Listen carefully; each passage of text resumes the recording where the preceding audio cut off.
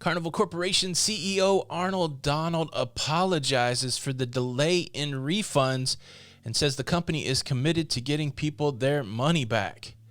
Let's look at it in today's episode of the Lido Loca Cruise Show.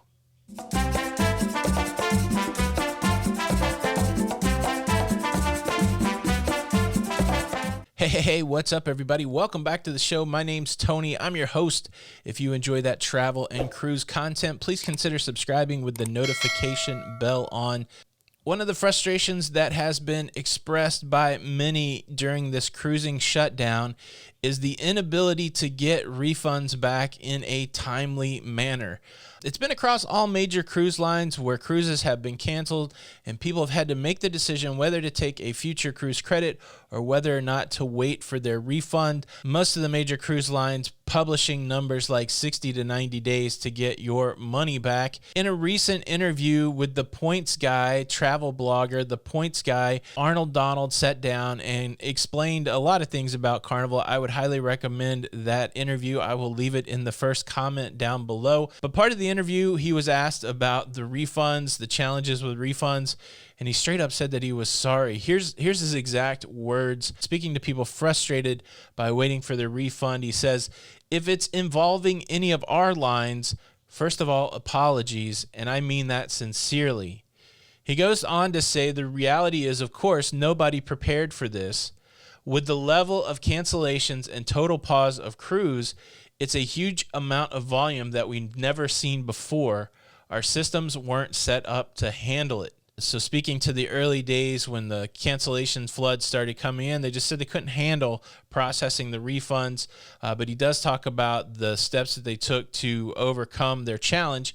He says, "We methodically went after it, and I know in a number of cases we are caught up, and in other cases we are catching up. We are committed to getting people who want refunds their money back, and we are committed to ensure that people who choose future cruise credits are clear that they have it and that we can facilitate them rebooking." So not only do you hear the sincerity of Mr. Donald's words here, but I do believe in the authenticity of them also. He addresses really the main concerns there. If I want my money back, am I going to get my money back? And then if I took a future cruise credit, can I use that for a future cruise? That's been kind of standard worries for people going through this process. That's what we've seen, at least on our end here at Lido Loca. And by no means Carnival not the only one struggling to get refunds back. But I just want to say that Royal Caribbean, Carnival both have aggressively gone to turn the tide when it comes to refunds, and we've been getting reports from a lot of people that they've been getting their Royal Caribbean money back, they've been getting their Carnival money back. But that brings us to the story beyond the story. Norwegian Cruise Lines earlier this week announcing that it would not be sailing in August and September for the most part. We're all kind of waiting on pins and needles to see whether or not Carnival and Royal Caribbean follow suit and cancel their sailings for August and September. If that is the case, there will be another huge amount of cruises that need to be canceled, refunded, future cruise credited, moved around, that kind of thing. Brings us to another fork in the road. Do you take the refund? Do you take the future cruise credit? I'll just talk through my thinking on this. We've had a couple scenarios. The one scenario, we had our Alaska cruise on Princess canceled, and it was close to $2,000 that we had paid on that cruise. And in my mind, I would rather have the $2,000 in the bank waiting to find out when I could cruise again. So we requested a refund. We haven't got that money back yet. Royal Caribbean, this was an interesting situation. We had made our deposit. We still owed about $1,000 on the cruise, and the final payment date came upon us. This was a cruise set for July. I believed that cruise would cancel. It did cancel, but we had to make the decision whether or not to outlay that money and then wait for it to come back. The option we had is we could have just canceled the cruise there, lost our deposit, or paid some sort of cancellation fee and maybe got some of our deposit back. Or we, of course, could have, as we did, pay the money and then once it canceled, requested the refund. The challenge for that cruise for us, it was a group cruise. We had other people who had committed to go on cruising with us. And so, of course, we paid that cruise off so that we would be in place in case that cruise went. But of course it got canceled.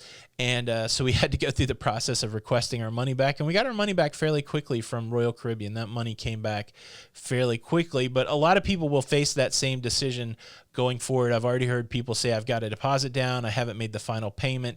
Should I make the final payment for my cruise in November or October? I would think that most September cruises, the final payments would be due already. Maybe there's some instances where that's not true. But yeah, what do you do? Do you just go ahead and cancel? Do you wait it out? The reality is, if you want to get the most bang for your buck, if you want to get everything that the cruise line's going to offer, you have to make your final payment. You have to wait for the cruise line to cancel, and then you can take advantage of any cancellation specials. Then another option is to, if you only have paid your deposit, just to lose your deposit, depending what that is, or take some sort of penalty.